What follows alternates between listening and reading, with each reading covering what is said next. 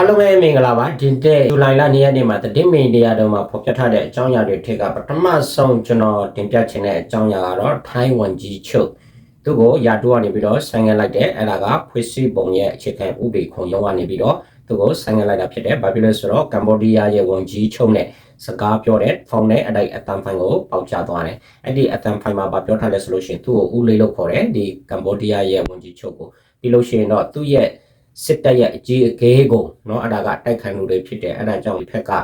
လူကိုအပုတ်ချပြီးတော့ဟိုဖက်ကလူကိုเนาะအမောတင်ပြီးတော့ဖားတဲ့ပုံစံမျိုးဖြစ်သွားတယ်အဲ့ဒါကြောင့်သူကဆိုလို့ရှိရင်တကိတ်เนาะကိုချင်းတရားပြပြမှုဥပဒေနဲ့နေပြီးတော့သူကိုဆိုင်ကလိုက်တာဖြစ်တယ်ဥပဒေပုံမှန်ကတော့30မှခွဲ4နဲ့5အရာနေပြီးတော့သူအရာထူကနေပြီးတော့ဆိုင်ကလိုက်တာဖြစ်တယ်အဲ့ဒီပြတော့သူအရေးချင်းမမိဘူးအချင်းတရားကိုချင်းတရားပြပြတယ်เนาะကိုပြည်သူလူထုဖက်မှာကိုရဲ့စစ်တပ်ကိုနေပြီးတော့တာဝန်မခံဘူးအဲ့ဒါကြောင့်ဖွေးစစ်ပုံခုံရုံးကနေပြီးတော့သူကိုယာတူဆိုင်ကလိုက်တယ်ဒါပေမဲ့ယဉ်ကျူးမှုဝန်ကြီးအဖြစ်နဲ့သူကိုတာဝန်ကိုထမ်းဆောင်ခိုင်းတယ်ပြီးလို့ရှိရင်တော့သူအောက်ကဒုတိယဝန်ကြီးချုပ်ကနေပြီးတော့အခုပြန်ပြီးတော့အဲ့ဒီသူ့ရဲ့နေရာမှာယာယီခန့်ထားတယ်ဆိုတဲ့ဟာကိုကျွန်တော်တို့တွေ့ရတယ်အတိတ်ကတော့ထိုင်းဝန်ကြီးချုပ်ကဆိုလို့ရှိရင်ယာယီရက်စင်မှုကိုခံရတယ်ယာထူကနေပြီးတော့နောက်တစ်ခုကမကွေးเนาะအဲ့ဒီကံကောက်မြို့နယ်မှာဆိုလို့ရှိရင်တော့မြောက်ခရဲညော်ကိုနေပြီးတော့ဒေါ်လာရဲ့အဖွဲ့တွေကเนาะလက်နေကြီးနဲ့ဖြစ်တဲ့ခါကျတော့အဲ့ဒီမှာအယောက်ပေါင်း20သေးတယ်အဲ့ဒီမှာအရင်တော့ကမြောက်ခရမ်းရွာဆိုတာ PDF နှစ်ယောက်ကိုနေပြီးတော့ဒီတကယ့်ကုတ်ကိုပေးမှာအရှင်လက်လက်မြီးရှိုးခဲ့တဲ့တကယ့်နာမည်ကြီးခဲ့တဲ့ရွာတရွာပေါ့နော်အဲ့ဒါကတကယ့်ဖြူစောထီးတွေ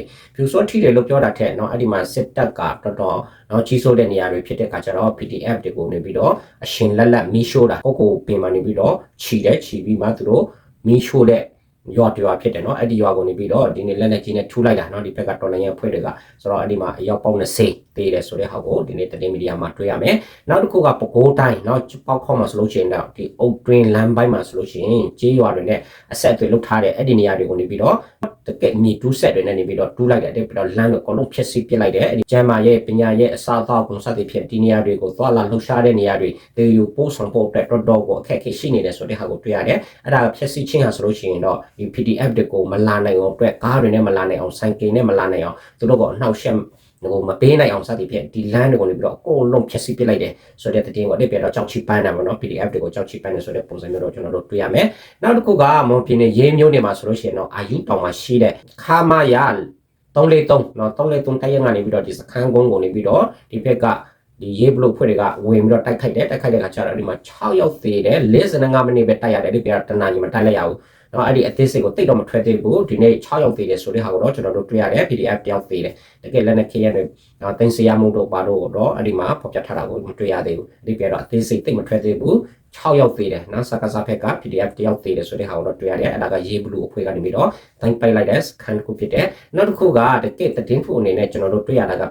PGF လို့ပြောတဲ့အခါမှာဒီကရင်ပြည်နယ်မှာရှိတဲ့အရင်လက်နက်ကင်ပေါ့နော် PDGF အဲ့ဒါကနေချာဆောင်တက်ဖြစ်တယ်နေချာဆောင်တက်ကဒီမှာအလာနဲ့ blue brown ဖြစ်တယ်တကယ်မိတ်ဆွေတွေဖြစ်တယ်ဆိုတော့အခုမုံချစ်သူရဲ့မြို့တော်ဖြစ်တဲ့ချွေကုတ်ကိုဘယ်တော့မှနော်သူတို့ကလက်နဲ့ကြီးနဲ့မပြေဘူးဆိုတာအဲ့ဒါပဲနော်သူရဲ့တငယ်ချင်းဖြစ်တယ်ဆိုတော့ဒီနေ့ကတော့တင်ထုတ်တက်လာတာကဘာလဲဆိုတော့သူရဲ့ company နော် Toyota company ရှိတယ်နော်သူသားသမီးတွေပိုင်တယ်သူပိုင်တယ်အဲ့ဒီ company ကိုနေပြီးတော့မအလာကနေပြီးတော့အမီပြက်စင်းကိုသွင်းလိုက်တယ်နော်သွင်းလိုက်တယ်နော်ဘာဖြစ်လို့ဆိုတော့ပိုးကုံရောက်နေကိုသူတို့ကတင်ပြတာမရှိဘူးပို့ကုန်ရဲ့ရငွေတွေကိုသူတို့တင်ပြတာမရှိတဲ့ခါကျတော့ company ပေါင်း200เนาะ200ဒီပေါက်ကိုအမီပြက်စင်းကနေပြီးတော့ထည့်လိုက်တဲ့ခါကျတော့ခုနကဒီမောင်ချစ်သူရဲ့ company တစ်ခုပါတယ်အဲ့ဒါမှ Toyota company ပေါ့နော် Toyota company အဲ့ဒါကသူပိုင်တယ်ပြီးလို့ရှိရင်တော့သူရဲ့သားသမီးတွေပိုင်တယ်ပြီးလို့ရှိရင်တော့သူနဲ့သူသားသမီးပြီးလို့ရှိရင်တော့စီးပွားရေးတာဝန်ခံအဲ့ဒီလူတွေအားလုံးကိုအမအလာကနေပြီးတော့အမီပြက်စင်းသွင်းလိုက်တဲ့ဆိုတဲ့သတင်းကတကက်သတင်းကောင်းတစ်ခုအနေနဲ့ကျွန်တော်တို့တွေ့ရမှာဖြစ်တယ်သတင်းထူးတစ်ခုအနေနဲ့လည်းကျွန်တော်တို့တွေ့ရမှာဖြစ်တယ်ဒါကိုချစ်ချင်းအားဖြင့်ကျွန်တော်တို့ဒီကရင်ပြည်နယ်မှာဆိုလို့ရှိရင်ဆက်တစ်လျှောက်မှာသူတို့တိုက်ပွဲတွေဖြစ်တဲ့စခန်းတွေအများကြီးသိမ်းတဲ့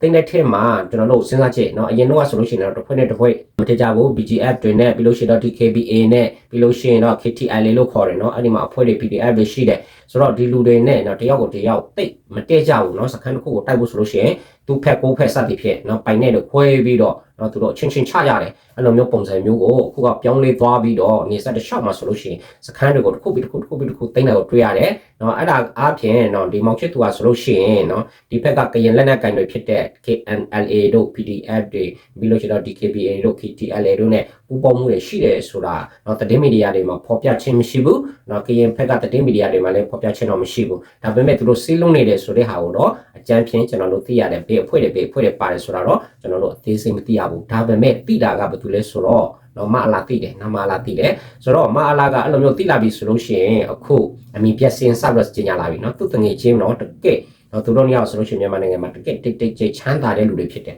နော်မြို့တော်မှာကိုပိုင်တည်လို့ရတယ်နော်အဲ့ဒီ BGF ကရွှေကုတ်ကိုမြို့ဆိုတာသူတည်တာပြီးလို့ရှိရင်တော့ company တွေအများကြီးရှိတယ်စီးပွားရေးတွေအများကြီးရှိတယ်ကြားဖြတ်တွေအများကြီးလုပ်တယ်ဆိုတော့ဒီဟာကိုဒီကချုပ်ကန်ထားတာကဒီလိုပဲဖြစ်တယ်နော်ဆိုတော့အဲ့ဒါကဒီမအလာရဲ့တကယ်သွေးတောက်တငယ်ချင်းရဲ့ company တစ်ခုကိုအရေးယူတယ်ဆိုတာတကယ်တင်းထုတစ်ခုနေတဲ့ကျွန်တော်တို့တွေ့ရမှာဖြစ်တယ်ဆိုတော့အတိတ်ပြတာနည်းနည်းခွာကွဲနေပြီသူတို့နေရောက်နော်တယောက်ကိုတယောက်နည်းနည်းအမြင်ဆောင်းလာပြီနောက်ဆုံးကြားလို့ရှိရင်တော့သူတို့ဒီရွှေကုတ်ကိုနော်လုံးဝရစရာမရှိအောင်လက်နဲ့ဒီလက်နဲ့ကြီးတွေနဲ့ပြီးလို့ရှိရင်တော့လင်းရင်ပြန်တဲ့အဖက်ကုံပုံချေးလိမ့်မယ်နော်အဲ့လိုမျိုးဖြစ်လာပြီဆိုလို့ရှိရင်တော့သူတို့တယောက်ခွာကွဲပြီနော်တည်င်းတွေဘာတွေမှာတော့မတွက်လာဘူးဒါပေမဲ့ဒီအတိတ်တစ်ခုဖြစ်လာတဲ့အရာတွေပေါ်လာပြီပေါ့ဒီပြရတော့နော်သူတို့နေရောက်ဆိုလို့ရှိရင်နည်းနည်းတကယ်တယောက်ကိုတယောက်အခုအမိပြက်စင်းသွင်းတဲ့အထိတောင်မှရောက်သွားပြီဆိုလို့ရှိရင်နော်အဲ့ဒီတော်လိုင်းရဲ့အဖွဲ့တွေနဲ့ဒီ KPA တွေနဲ့ရင်းလက်နဲ့တွေအားလုံးဟာပေါင်းစည်းသွားပြီဆိုတဲ့ဟာကိုအလားဖက်ကခံယူတာဖြစ်တယ်အဲ့ဒါကြောင့်အဲ့ဒီ company ကိုနေပြီးတော့အမိပြက်စင်းသွင်းတယ်သူ့ကိုလည်းသွင်းတယ်သာသမီတွေလည်းသွင်းတယ်စီးပွားရေးလုပ်ငန်းလုပ်တဲ့လူခုသူများအကုန်လုံးသွင်းတယ်ဒီပြတော့အကုန်လုံးပါတယ်သူတို့မိသားစုတွေသူ့အဖွဲ့အစည်းတွေအကုန်လုံးပါသွားပြီเนาะအမိပြက်စင်းမှာပါသွားပြီဆိုတဲ့ခါကျတော့ဒါကတော့တကက်တင်းထူးတင်းကောင်းနော်ကောင်းစီတင်းနေတဲ့ဒီနေ့တင်းမီဒီယာဒိုင်းတွေမှာပေါ်ပြထားတဲ့အကြောင်းအရာတစ်ခုဖြစ်တယ်ဆိုတဲ့ဟာကိုတွေ့ရမှာဖြစ်တယ်နောက်တစ်ခုကမုံရွာမှာရှိတဲ့တပိတ်ကောင်းဆောင်လူအများစုခေါ်တာကဝဝလေးပေါ့နော်သူဝဝတုံးနေဆိုတော့နော်သူ့ရဲ့နာမည်ကတော့ကိုဝေမိုးနိုင်နော်ကိုဝေမိုးနိုင်ကိုနေပြီးတော့အုပ်ဖို့ထောင်မှာသူတို့ပြောင်းလိုက်ပြီးမှအဲ့ဒီမှာတကယ်အချင်းဦးစီးကနေပြီးတော့ကောင်းဆောင်တယောက်ကနေပြီးတော့သူ့ကိုရိုက်နှက်တယ်နော်တန်တုံးနဲ့ရက်တဲ့ခါကျတော့သူထွက်တယ်လွန်ကောင်းလို့ကိုယ်နော်အားလုံးတွေးထွက်တယ်လွန်ပြီးတော့သူ့ကိုနော်တကယ်ချစ်ချင်းကိုခတ်ပြီးလို့ရှိရင်အဲ့လိုမျိုးတိုက်ပိတ်ခံရတယ်ဆိုတဲ့ဟာတွေ့ရတယ်ဒီပြတော့စေကူတာမှုမရဘူးဒီလောက်သွေးထွက်လွန်ပဲလုံးဝစေကူတာခွင့်မရှိဘူးအဲ့ဒါကဒီထောင်ကလူတွေကဆိုလို့ရှိရင်ခဏရိုက်ခံရတယ်ဆိုတာက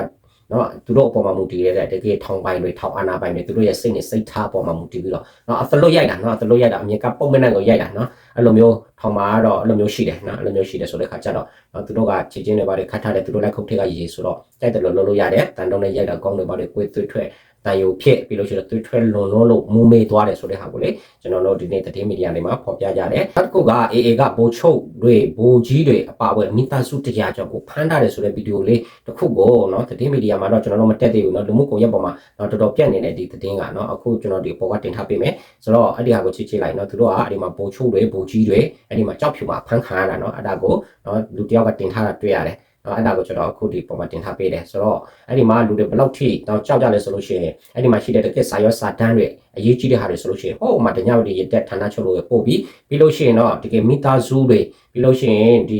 ီတရုတ်ရဲ့လုပ်ငန်းမှာတကယ်အရေးပါတဲ့လူတွေကိုရန်ကုန်မှာအကုန်လုံးရွှေ့လိုက်ပြီเนาะစာရွက်စာတမ်းတွေလည်းအကုန်လုံးရွှေ့ပြီဆိုတော့အဲ့ဒီမှာအခုဒီနေ့တက်လာတဲ့သတင်းတစ်ပုဒ်ကဘာဖြစ်လာလဲဆိုလို့ရှိရင်ဒီအချုပ်သားတွေပြီးလို့ရှိရင်တော့အကျဉ်းသားတွေအချုပ်ဆိုတာတော့ထောင်မှာမဟုတ်သေးဘူးပေါ့ထောင်မရောက်ခင်အချုပ်မှာချုပ်ထားတာเนาะအချုပ်သားတွေပြီးလို့ရှိရင်တော့ဒီထောင်အကျဉ်းသားတွေကိုနေပြီးတော့အဲ့ဒီမှာစစ်မှုထမ်းဥပဒေနဲ့ခေါ်ပြီးတော့เนาะအဲ့ဒီမှာစစ်မှုထမ်းဥပဒေနဲ့တင်တန်းတွေပေးပြီးတော့ကြောက်ဖြုံမှာပို့နေတယ်ဆိုတဲ့သတင်းကိုလည်းဒီနေ့တွေ့ရတယ်ဆိုတော့ဒီဗီဒီယိုလေးကိုလည်းကျွန်တော်တို့တစ်ချက်လောက်ကြည့်ကြည့်မယ်အဲ့ဒီထဲမှာကျွန်တော်တို့စိတ်ဝင်စားစရာတစ်ခုကတော့စက်ရုပ်တွေဘောလုံးကန်တာเนาะတရုတ်ပြည်မှာတကယ်ပွေးကြီးပွေးကောင်းနေနဲ့သူတို့ချင်းပကြတယ်တော်တော်ကိုလူတွေကြိုက်နှစ်သက်တဲ့ဗီဒီယိုအပိုင်းစားလေးကိုလည်းကျွန်တော်အဲ့ဒီမှာထည့်ထားပေးတယ်10မိနစ်လောက်ကြာမယ်ကျွန်တော်ကိုတစ်ချက်လောက်ကြည့်ကြရအောင်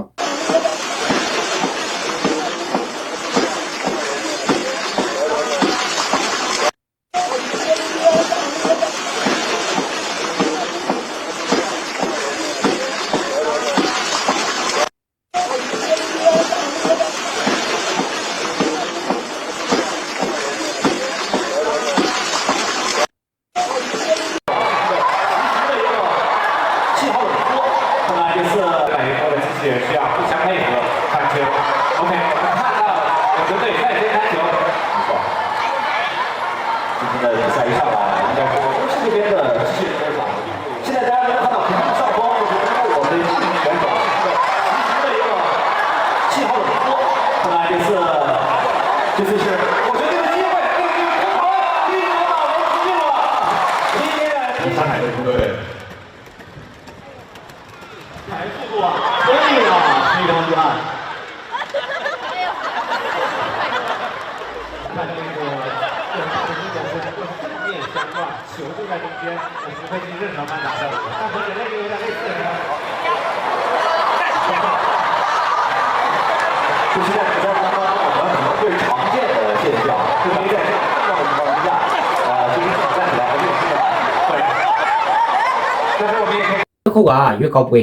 ကိုမှအလာကဒီ2020ကဒီဇင်ဘာလနောက်ဆုံးအပတ်ရဲ့ပြီးလို့ရှိတော့2026ဒီဇန်နဝါရီလပထမအပတ်တွေမှာသူတို့လုပ်မယ်လို့ပြောတယ်အဲ့ဒီမှာဆိုတော့ပါတီတွေအများကြီးပါဝင်ရှင်ပြိုင်မှုတွေရှိမယ်ဆိုတော့အဲ့ဒီပါတီတွေကို NUG ကနေပြီးတော့စောင့်ကြည့်နေတယ်နော်သူတို့ကဒီမအလာနဲ့ blue block ဖြစ်လာလားတော့မဟုတ်ရိုးရိုးတပြိုင်လာလားတော့မဟုတ်နော်ပြည်သူတွေမှာမပါဘဲနဲ့နော်သူတို့ကဆိုလို့ရှိရင်တစောက်ကန်လုံးနေတာလားစသဖြင့်အပြစ်ပေးအရွေးယူနိုင်ဖို့အတွက်အသေးစိတ်ကိုစောင့်ကြည့်မယ်ဆိုပြီးတော့ဒီနေ့ထုတ်ပြန်တာကိုတွေ့ရတယ်ဆိုတော့ကုလသမဂ္ဂကလည်းဒီမအလာလုံးမဲ့ဒီရွက်ကောက်ပွဲကိုသူတို့လက်မခံဘူးဆိုတဲ့ဟာကိုဒေါ်အန်ဒရူးကနေပြီးတော့ထုတ်ပြန်ထားတာကိုတွေ့ရမယ်ပြီးလို့ရှိရင်တော့ကျွန်တော်တို့ရုရှားတို့တရုတ်တို့ကြတော့သူ့ရဲ့လူဖြစ်တဲ့ခါကျတော့သူတို့ကလက်ခံတယ်ဒီရွက်ကောက်ပွဲကိုလုပ်ဖို့အတွက်အသွင်ကူးပြောင်းရေးအတွက်အပြောင်းလဲတစ်ခုရဖို့အတွက်မအလာထွက်ပေါက်ရဖို့အတွက်စသဖြင့်ဒီအတွက်ကတော့ရုရှားနဲ့တရုတ်ကတော့အကြီးကြီးသူတို့စူးစမ်းနေတယ်နော်သူတို့ကတော့အတိမပြုတ်တယ်ပေါ့လေးပြရတော့နော်ဆိုတော့ဒီဘက်ကကုလသမဂ္ဂတို့ဘာတော့သူထောက်ခံထားတာမတွေ့ရဘူးနော်အခု NUG ကလည်းဒီပါဝင်ပတ်သက်တဲ့ပါတီတွေကိုနေပြီးတော့နော်အသေးစိတ်သူတို့မတတ်တင်နေတယ်